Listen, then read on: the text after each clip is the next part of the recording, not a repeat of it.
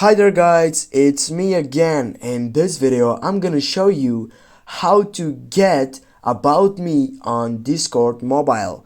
Firstly guys, you need to make sure that you have the latest version of Discord, and then you need just to go on the three dots on the left upper side and go for your profile photo right down by clicking on it. And now as you can see, we are on user settings side, and you need to choose the user profile, the third selection side. Click by on the, and here guys, as you can see, you have the option on the latest version of Discord about me. Here you can click your section for about you, for example.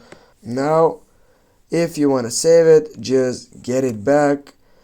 But before you save it, you need to go down on your blue side for save button. And as you can see guys, we have saved this about me. Thanks for watching. Don't forget to hit that like, share the video. See you soon guys.